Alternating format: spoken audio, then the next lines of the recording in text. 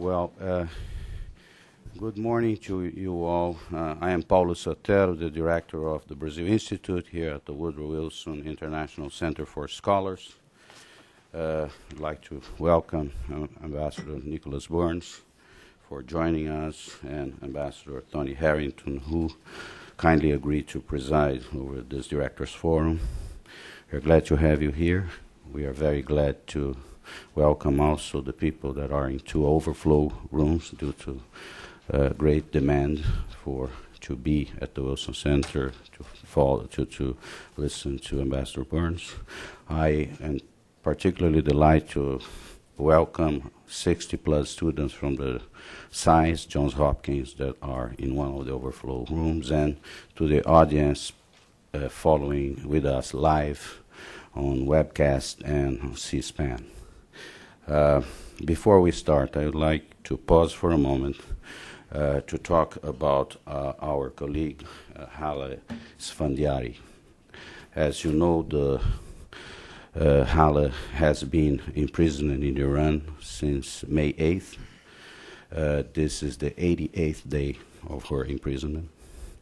Iranian media reports indicate that she has been charged with espionage against Iran and in efforts to topple the regime.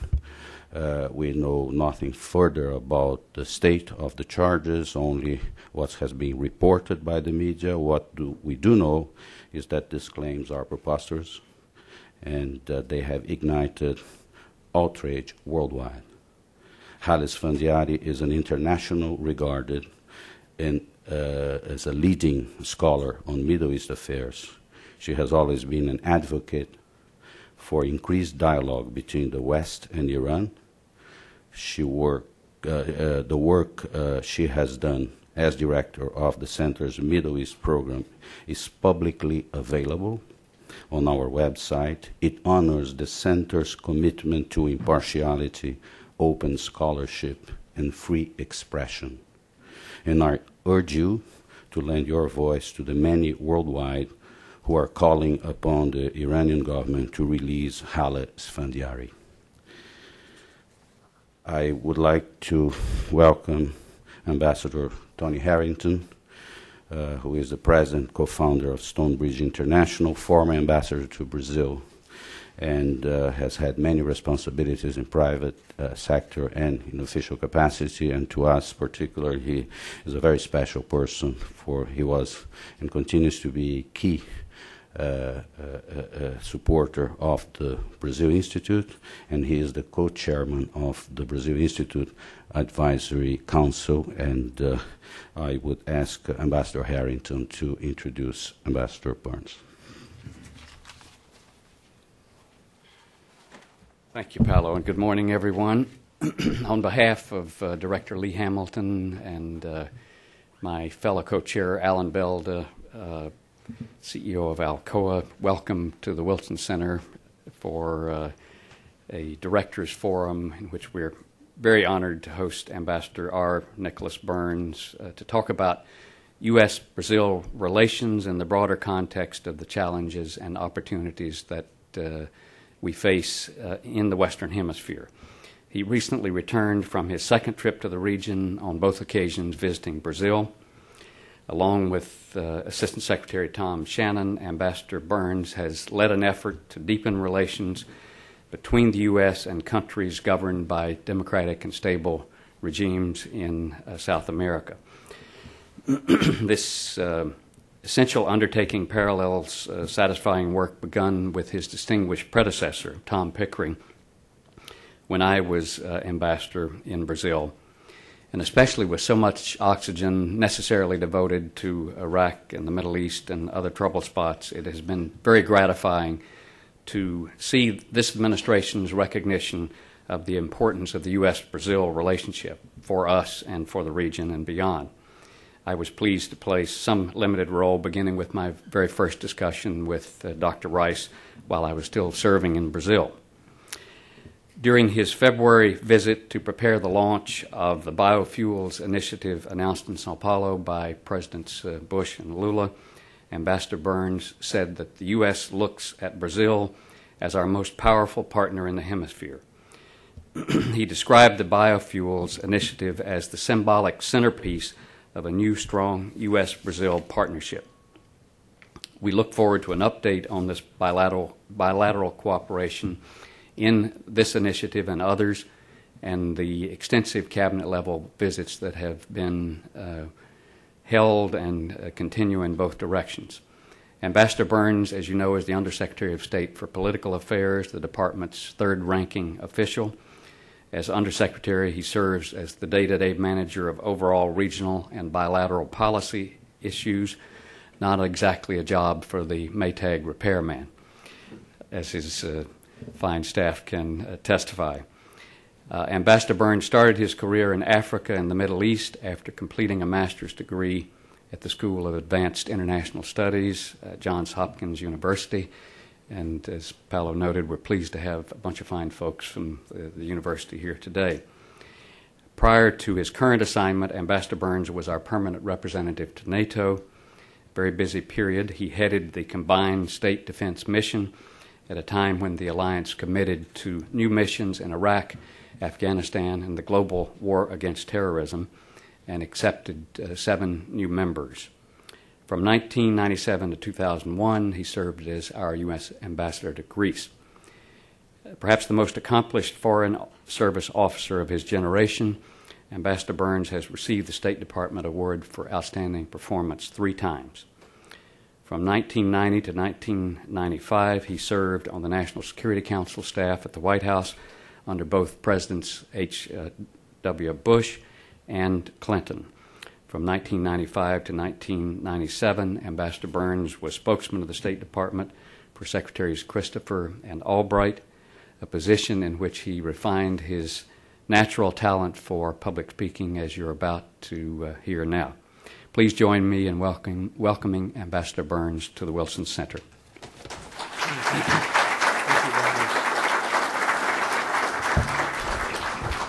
Tony, thank you very much for that kind introduction. It's a pleasure to be here at the Wilson Center. Thanks to all of you who are here. Thanks to the great students from the #1 School of International Affairs in the United States, Johns Hopkins, in an adjoining room. If you read Foreign Policy magazine, they'll tell you that. And it's a great pleasure to be with all of you. I was very pleased to see Lee Hamilton, a man for whom I have enormous respect for the contributions that he's made to our country and continues to make. I'm very pleased to have been introduced by Tony Harrington, who was a great American ambassador to Brazil and who remains very active in this region in leading the American discussion about our new strategic partnership with Brazil, and very happy to be here with Paulo Sotero. We were just together in Brasilia, and we've been talking for the better part of the last year about this new relationship and how we should stimulate a public discussion of it. And on that basis, I'm very pleased to be here at the Wilson Center. I do want to say a word about Hala Esfandiari. I think it's very appropriate that Paulo would have opened the meeting in tribute to her. There are 4 American citizens being held in Iran. They are private Americans. They do not belong to our government. They have no connection to our government. But they're being held by that autocratic regime for reasons unknown. Their families have to wonder about their welfare every day. Some of them were forced to appear on television a couple of weeks ago, and we all pray for their release. And we hope and pray that the Iranian government will act in a civilized way to release them to their families and to let them do what they want to do, and I'm sure is to come back here to their home in the United States of America. 4 Americans being held against their will on trumped-up political charges. There's also a 5th American, Robert Levinson, who disappeared on Kish Island in Iran on March 8th of this year. He has not been heard from since. We have inquired on 5 occasions to the Iranian authorities about his whereabouts, and they deny they know anything about him. We care very much for these 5 Americans, including Robert Levinson and their families, and I think it's appropriate that the Wilson Center would not forget their colleague here, Hala Esfandiari. Ladies and gentlemen, I wanted to speak to you this morning and say a few words about Brazil and the United States and our new strategic relationship. I'll try to be mercifully brief in what I say in my prepared remarks, and then I look forward to a discussion with you and look forward to your questions. I am a career diplomat. I have served both Republican and Democratic administrations since 1980, when I first went to Nouakchott, Mauritania, as a young 24-year-old intern for the State Department. And that was a very different world.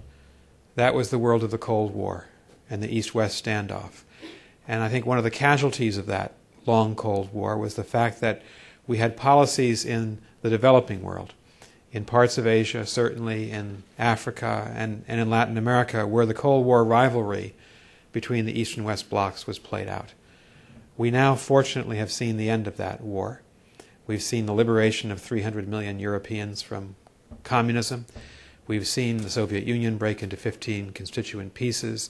And we've seen a modernization of the way we think about the developing world and about the great powers emerging from Latin America, Africa, and Asia.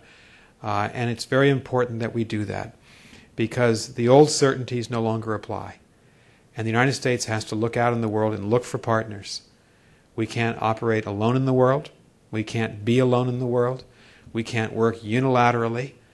We have to lead, and American leadership is important in every part of the world, as we are the world's preeminent global power. But we also have to have strategic partnerships throughout the world. We're developing those. I think one of the most important strategic advances of the last 10 years, begun by President Clinton and now continued very much by President Bush, has been the new strategic relationships that we've developed with India in South Asia, with Indonesia in East Asia, with Nigeria and South Africa and Egypt in Africa, and with a host of countries in the Americas, given the priority we attach to our relationship with Mexico, to our security and democratic partnership with Colombia, to our partners in Central America, so important in the CAFTA arrangement that was made a year and a half ago, to Chile. And I'm very pleased that we have representatives from the Embassy of Chile here today. And Tom Shannon and I were just in Santiago and had a very productive meeting with President Bachelet and with Minister Foxley. And we look forward to welcoming Minister Foxley here in just a few days to meet with Secretary Rice. But there's no more important partner of the United States in the Americas than Brazil, given Brazil's size, given its economic importance, given the role that it's playing politically, not only in the Americas, but also now increasingly worldwide. And one of the indelible impressions that I've had as Undersecretary of State, since I came back from overseas, I was living 8 years in Europe, was to see the emergence on the global stage every day in the United Nations, in regional organizations, and in the great global debate about what we do about climate change and terrorism and trafficking of women and children and crime and narcotics. These are the great multilateral challenges we face. Brazil and India and South Africa and Nigeria and Indonesia and China are now on the front ranks of the countries in the world responsible for dealing with these problems. And that's a great change from just 10 or 15 years ago. And it does speak to the fact that the international political order has been, in essence, modernized to reflect current realities since the end of the Cold War itself. And so I wanted to start with that basic point of view and impression that not only is Brazil important to the United States, it's actually now a vital partner of the United States in trying to negotiate our way forward towards greater peace in the world and greater stability in the world, which after all ought to be the ultimate objectives of any country's foreign policy and are of the United States' foreign policy, that we can't operate in the world without strong regional partners. And as we look to the Americas, we have lots of friends in the Americas. In fact, there are just a few countries with which we have poor relations, certainly Cuba and certainly Venezuela. But there are many countries with which we share a devotion to democratic principles, to market economies, but also to the fight that is the fight of the people of the Americas for social justice, to alleviate poverty, and to make sure that governments are answering the real problems of people throughout the Americas. We can't negotiate our way forward and have an effective American foreign policy in the region without Brazil and without a priority strategic relationship between Brazil and the United States. There is no question, strategically, as Americans look out at the world and see who are the countries, which are the countries that can be important to us, Brazil is the emerging power in the Americas, and therefore the creation of a sustainable, long-lived, close, strategic political and economic partnership between our two countries is absolutely indispensable to the United States and will be for the rest of our working lifetimes. We are trying to reflect these changing realities in our foreign policy. When I came into the Foreign Service, our biggest and most prestigious embassies were, of course, in Western Europe and in the part of the communist world controlled by the Soviet Union. And when Secretary Rice came into office 2 years ago, she looked around at where our diplomats were stationed and she said, we really haven't completely adjusted to the end of the Cold War because we still have these huge missions in Europe and relatively smaller ones in the great developing countries that are emerging as world powers. So in the last 2 years, we have shifted 300 of our diplomats from those beautiful palaces in Europe to India and to China and to Indonesia and to the African countries that I mentioned and to Brazil and Colombia and Venezuela. And that reflects the fact that we understand that these countries are now increasingly important to us. The Foreign Service is quite small for the world's leading power. We're about 6,000 diplomats. That's 2 lightly armed brigades for any of you who care to compare it to our military strength. And to shift 300 positions in 2 years reflects the fact that we understand the world is changing, that the world balance of power is shifting, that it's shifting now towards those countries that are rising in economic and political prominence. And I thought I just should illustrate that to you. Now, most of you know Brazil. Some of you are Brazilians. I don't need to give you a crash course on why Brazil is important. But simply put, it is now, along with the United States, the economic leader in the hemisphere. It is, along with the United States, perhaps in all the world, the greatest example of a multi-ethnic country and multiracial country where people can live together in peace and live democratically together. It has as its leader, in President Lula, someone who's become a very close partner of President Bush and of our Congress and of the United States government. And in just the past few months, in fact, since Tom Shannon and I were first in Brazil in February, President Bush visited Sao Paulo on March 8th, and then invited President Lula to Camp David at the end of March. And those 2 conversations allowed us to move forward on the strategic agenda that is important to both of our countries. In Sao Paulo, they talked about biofuels.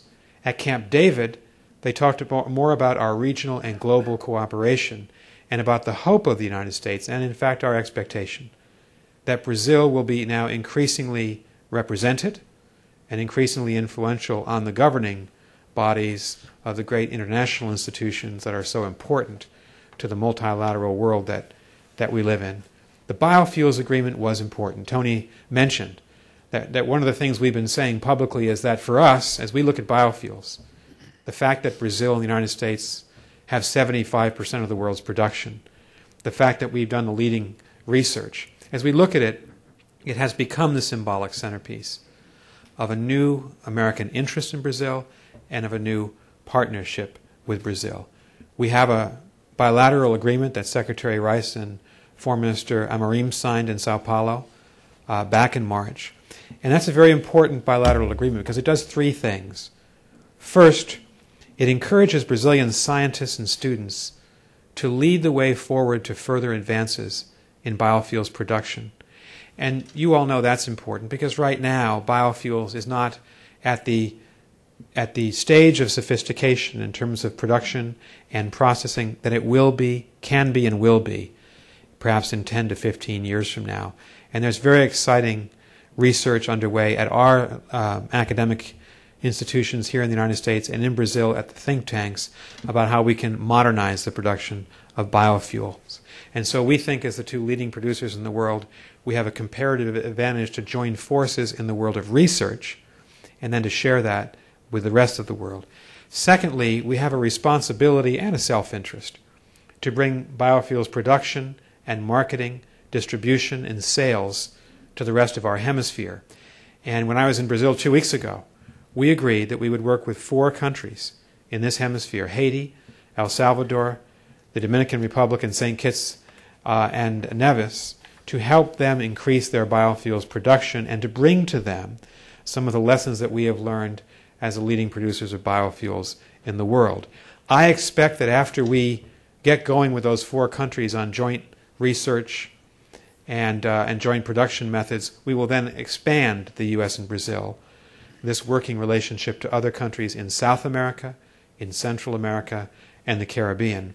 Finally, the United States has now joined, along with the European Union, India, China, and South Africa, the Brazil-led International Biofuels Forum, which is working on agreeing on compatible international standards for biofuels by the end of this year, by the end of calendar year 2007.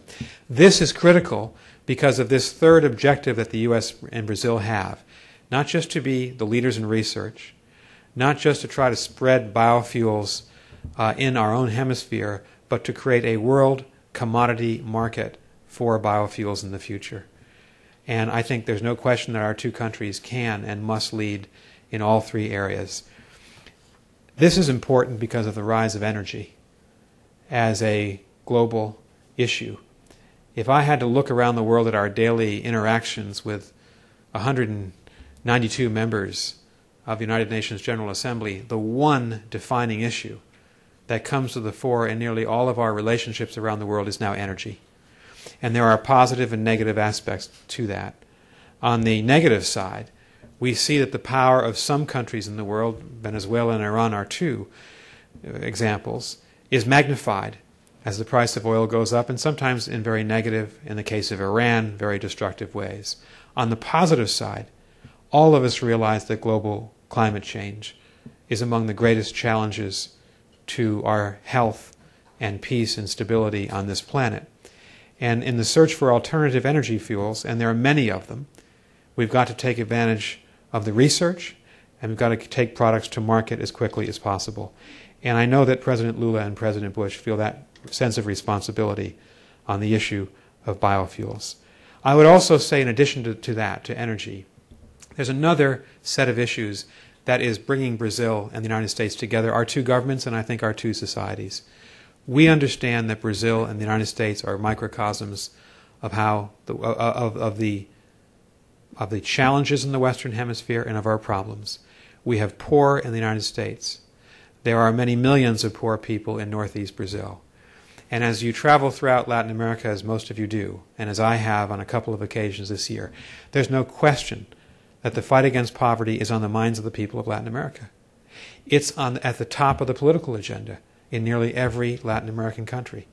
And so if that is one of the defining issues, and if particularly in the Andes, the right of indigenous peoples and the fight for social justice is also, alongside poverty alleviation, a compelling goal that people feel in their own lives, then the United States needs to speak to those problems and needs to work with other countries in the region to combat them.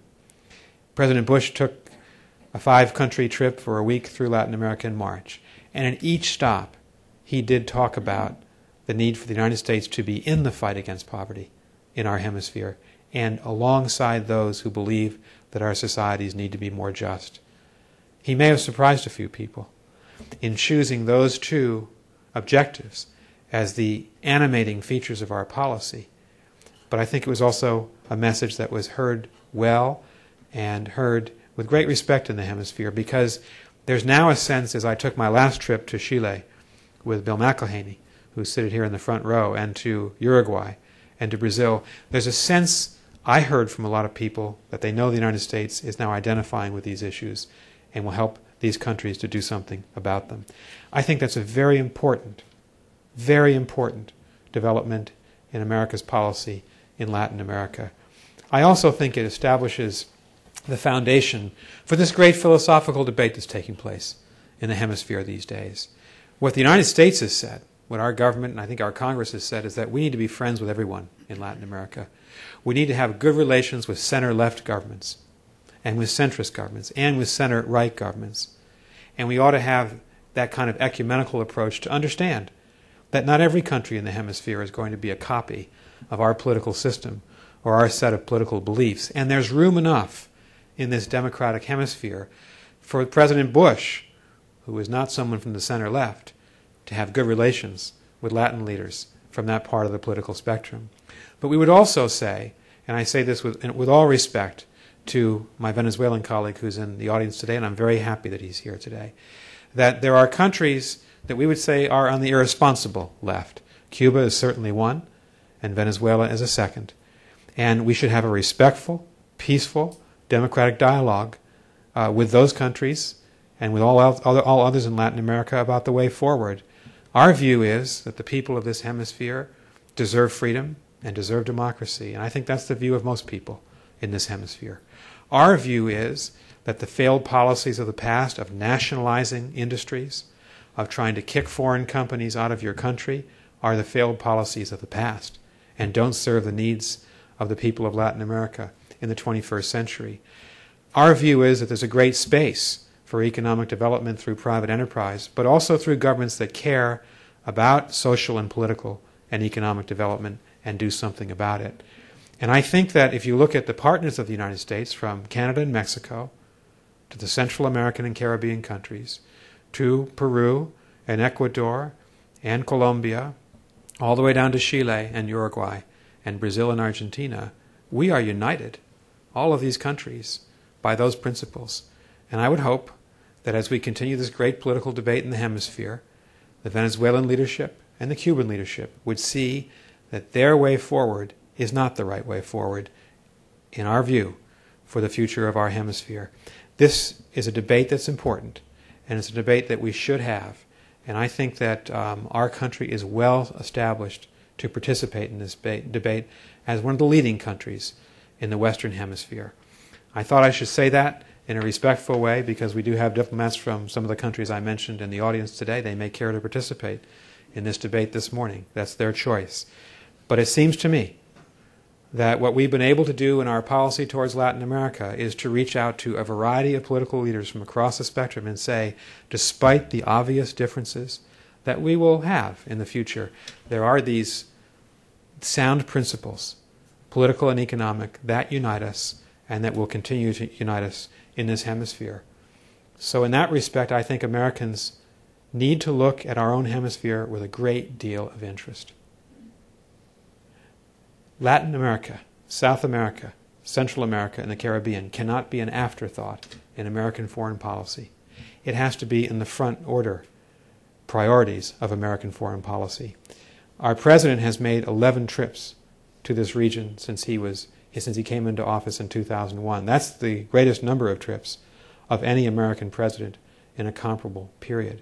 Our businesses are certainly expressing a long-term interest in investing in this part of the world.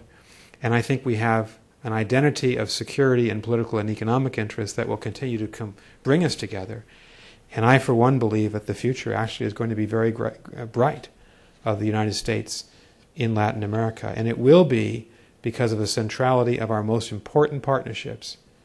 The Congress will be looking at the issue of free trade agreements when the Congress comes back from its recess in the early part of September after Labor Day.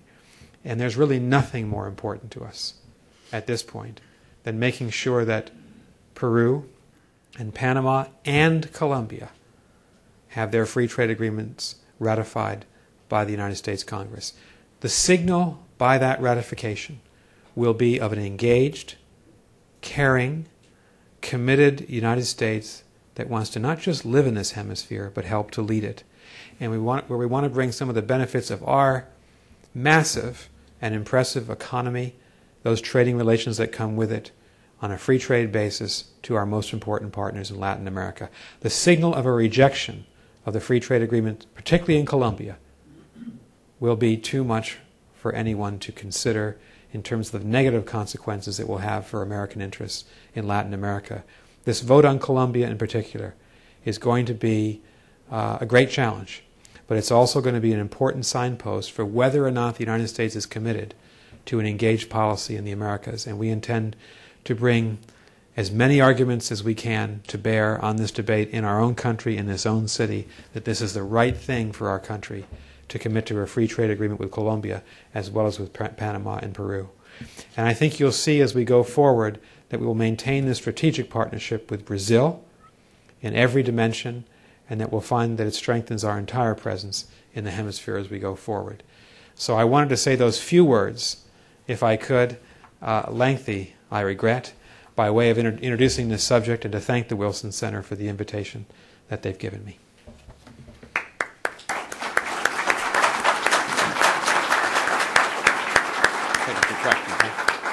You need to leave right at noon. The Secretary would be pleased to take a few short questions before he has to get back to his busy schedule. And he's used to fielding questions, so I'm going to leave it to him. Please, Ambassador. Great to see you. Just a second. Very good to see you. I liked your in-detail description of our relationship with Brazil. Wonderful country. And I heard you say strategic. Yes. A lot of times. I look at maps when I hear that strategic word. But then you switched and got warmer and fuzzier and threw out some of my other favorite words, social justice, democracy. What's the other one I liked? Fight against poverty and the great dialogue in the hemisphere. And then you talked very respectfully with our Venezuelan colleagues about that. Well, that's hard to do both. And the Brazilians take good care with their borders and their strategic relationships down there, not just north-south. What should the Brazilian reaction be, or the international community reaction be, or the United States reaction be for our neighbor, President Chavez of Venezuela, who's turning to a wonderful little country in the south on the Brazilian border and bagging piles of money to that great religious figure, Bishop Lugo, who wants to run for president of that republic on a Chavista platform? Thank you, Ambassador. You know, when you travel through Latin America as an American government official, as I have twice in the last 6 months and will again in a few months, I'm often asked about Venezuela. And what I say is, you know, we have the highest regard for the people of Venezuela. We have a long-term friendship with Venezuela. It goes way back. In fact, we were just talking coming in about the fact that baseball unites us. We're two great baseball countries. But we don't think, and I'm sincere and serious in saying this, we don't spend a lot of time being consumed about Hugo Chavez. What he wants is to have a great debate where we respond every day to what he says, and we've chosen not to do that. I think when President Bush went through Latin America in March, he didn't mention President Chavez. I don't think Secretary Rice does very much. And we tend to focus in a more positive way on our agenda.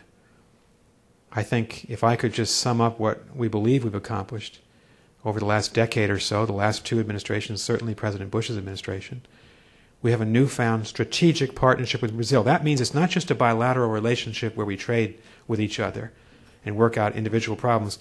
We have responsibility for regional leadership and global leadership. The future of the United Nations is very much the future of the WTO, of the Doha round, the future of our efforts to fight terrorism and to win the battle of climate change. Brazil, on a global basis, is now a front-order player. That's what makes it strategic. And I think that we've been able to achieve this type of dialogue between President Lula and President Bush, a partnership between them, between Minister Amorim and Condoleezza Rice. And we're gratified by that. We know we have a solid relationship with President Uribe and his government and the Colombian people. We're very careful to accentuate the importance of Mexico and of Canada. And then we've got a variety of other friends in the region, most notably Chile, where we're members of APEC together. We have a global dialogue with the Chilean government. And when I met with President Bachelet a few weeks ago, it was a global conversation for more than an hour about 4 or 5 different global issues. So I think the debate and dialogue between America and the hemisphere is changing rapidly. And I just fear that the people who have themselves squarely positioned back in the politics and ideology of the early 1960s, their people are going to miss the boat, which is the boat of globalization and the positive aspects of globalization that are available to the people of the Americas. And so I'd frame the debate that way. I really think that, with due respect, President Chavez is someone, a man of the past, someone who's thinking about the past, whereas President Lula, President Bachelet, President Uribe, President Calderon tend to be more forward-thinking about how their countries can connect into the information age, take advantage of the positive aspects of globalization, and become stronger international players. I see that happening. If you go out and ally yourselves with Mahmoud Ahmadinejad and the president of Belarus, it doesn't get you very far in the world. And so I just draw those contrasts very respectfully in the way we see various leaders operating in the hemisphere. Yes, sir. Mr. Secretary, I'm Howard Wiarda from CSIS. Good to see you again. Nice to see you again. Like you, I was very excited, I have to say, about the agreement earlier this spring, both with India and with Brazil, to say nothing of new initiatives in China and the U.S.-Japanese relationship. Very interesting strategy, and you and the department are to be applauded on this one. But it seems to me that in both the India and the Brazil cases, a lot of the energy has gone out of those initiatives since then.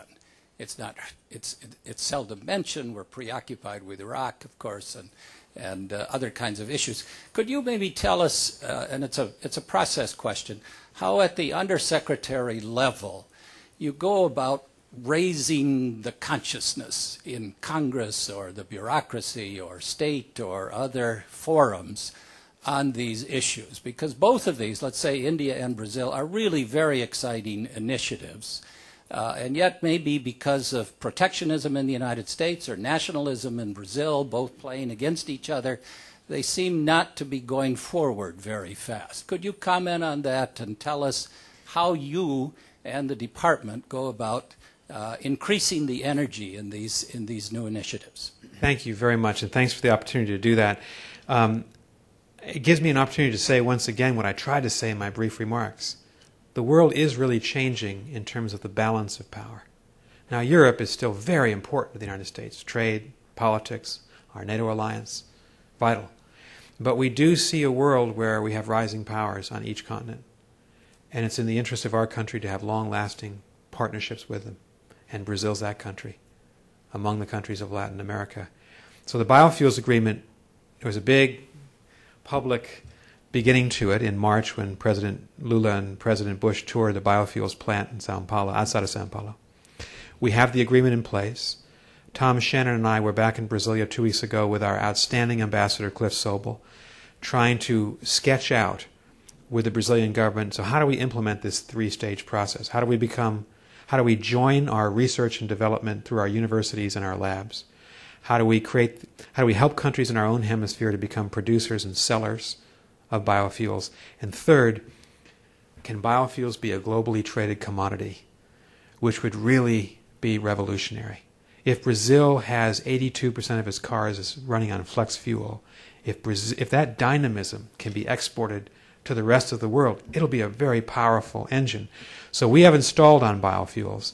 We're going forward, and my colleague Reuben Jeffrey, our new Undersecretary for Economic Affairs, he's going to drive it forward. On India, thanks for the opportunity to do some free advertising. We just released today, this morning, the text of the U.S.-India Civil Nuclear Agreement to the Congress and the American people. You can find it on our website. We just announced the deal last Friday.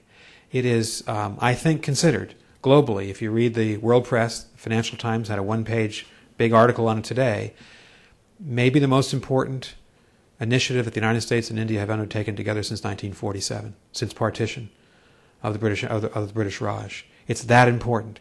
It signals the fact that India is the largest democracy in the world and now a global power in the world. And so part of what we need to do in the United States, certainly in President Bush's time in office, and then whoever's elected in 2008 needs to drive this forward, is to consolidate these new partnerships. Let's name them again. With China and Indonesia in East Asia, with India and Pakistan in South Asia, with Egypt and South Africa and Nigeria and Africa, with Brazil and Mexico and Colombia and Chile and other countries in our hemisphere. And our foreign policy is increasingly directed at these countries.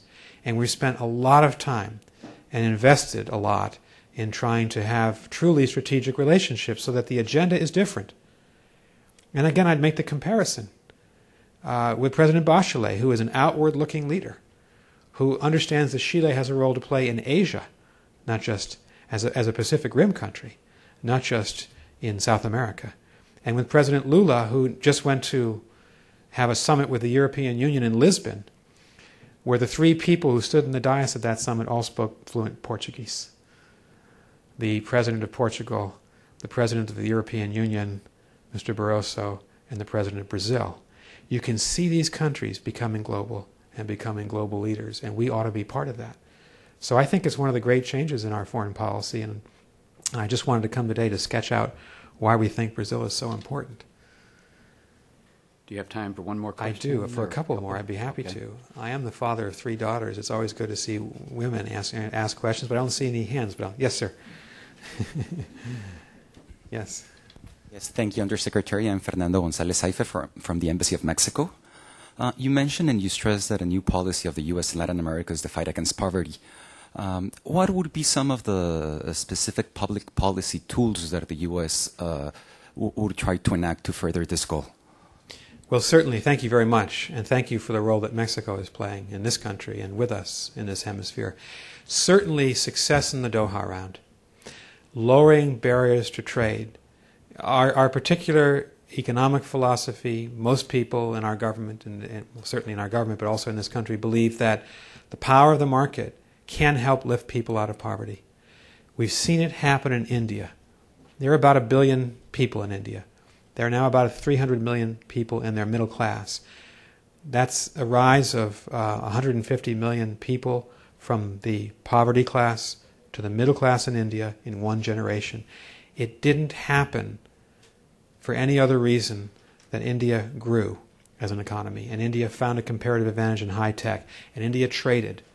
And so the same thing can happen in our hemisphere to help the poor of Brazil and the poor of the Andes and the poor of the United States of America.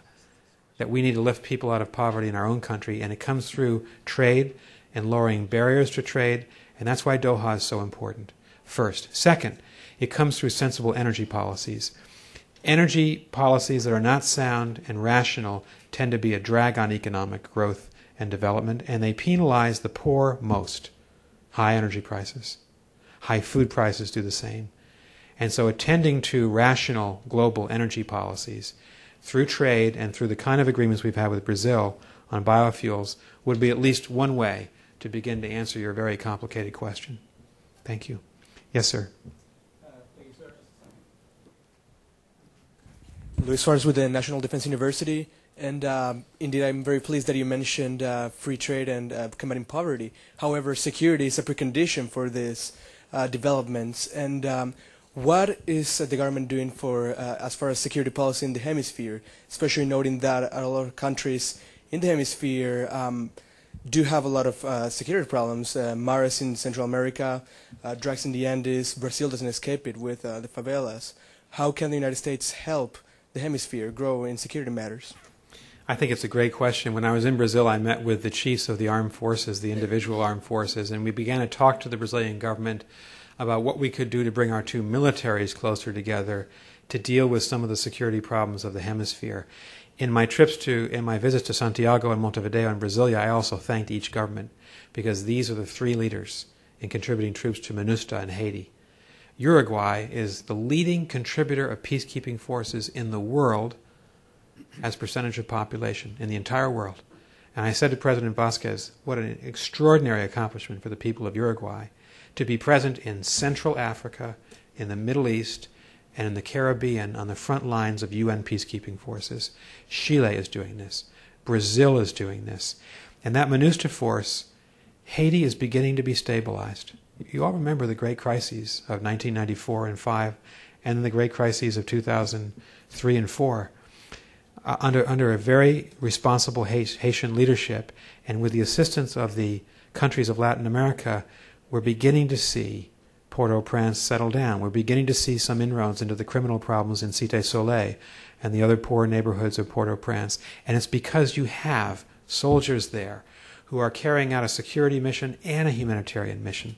So I think the growing military cooperation for peace and peacekeeping with the United States and Canada, with Mexico, with Colombia, with Brazil, Chile, Uruguay, it's very important to the future. And I did say in my visits to all 3 countries, the countries of our hemisphere need to operate outside the hemisphere. And you have in Uruguay a great example of that. And we'd like to see more of that. We've just voted in the Security Council 2 days ago a 26,000-person peacekeeping force for Darfur. I hope we'll vote by the end of the year another peacekeeping force through the UN for Somalia. And so in a globalized world, what happens in the Horn of Africa matters to us here in this hemisphere. And so I think an outward-looking approach by the governments of Latin America in peacekeeping would be good. Second, Bill and I in February with Tom Shannon were in Sao Paulo, and we had lunch with Governor Serra and had a long conversation with him.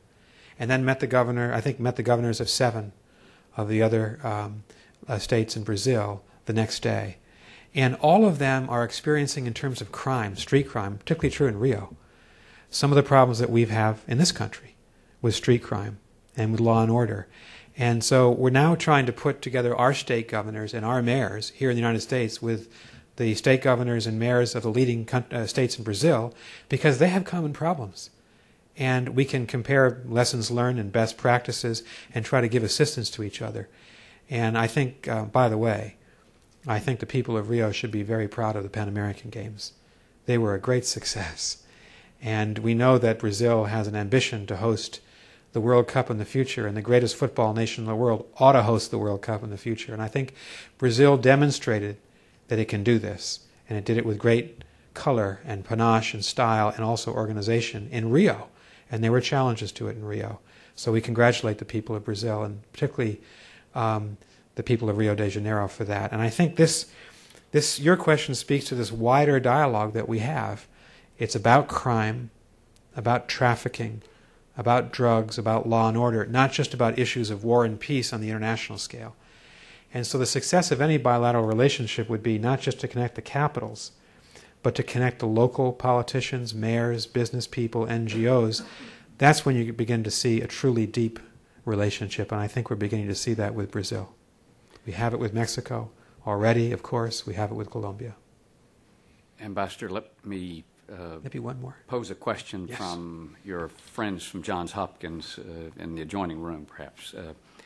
Could you elaborate a bit more on U.S.-Colombian relations? What are the most important issues, and how will they be affected in case the free trade agreement fails? Well, thank you to the SAIS students who've been here today. I know that President Bush feels very deeply, as do all of us, that we have to meet our commitments to the Colombian people.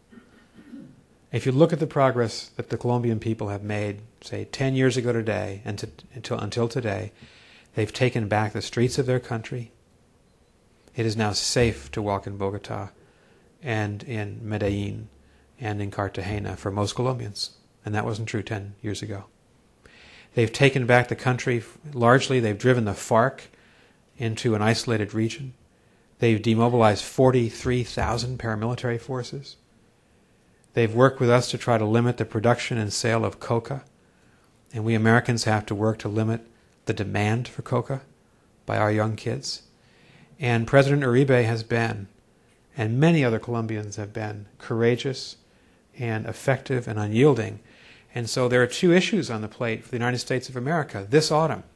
Will we extend Plan Colombia for another 5 years until 2013? And our proposal to the Congress is yes. We should be giving about $500 to $600 million a year in assistance continued to Colombia, and then gradually the Colombian government should overtake us and assume responsibilities for most of that spending. But what President Clinton began brilliantly in 1999, President Bush wants to continue. Second, the free trade agreement, I've spoken about it, but I think it's taken on huge symbolic importance now. If the message to the United States to the rest of Latin America is we want to be engaged, we want to trade, we want to be with you, what would the message be if we rejected the free trade agreement with Colombia? The message to the Colombians who have sacrificed so much, so many people dead, so many people still imprisoned in jungle prison camps by the FARC. The foreign minister just came out after 7 years of captivity. What would the message be if we said no to the people of Colombia? Our administration thinks the message would be entirely negative for our policy in all the hemisphere. So I think Colombia is a microcosm of what we need to do in Latin America, and it's a great success story for two administrations and a bipartisan success story for Democrats and Republicans in our own capital. Yes, ma'am. I'm Jane Terry from the Organization of American States, and I wanted to hear how you saw OAS in your strategy and the U.S. leadership there. Well, thank you. We put great stock and great value in the Organization of American States, and I think we have in Minister Insulza and the Secretary General a really fine leader, and someone who's led with a great deal of determination, and it hasn't always been easy. And I would just use an example of the OAS's role in Haiti. It's been the OAS has been the big tent to bring back governments through peacekeeping, through economic aid, and we've given hundreds of millions of dollars to the Haitians in the last few years, all well deserved. And the OAS has also tended to organize some of the NGO community to be involved in Haiti. And so I think that the OAS is vital for our hemisphere as a place where we can listen to each other and learn from each other and cooperate. And we're very pleased with the way it's operating. We'll wrap it up. Thank you.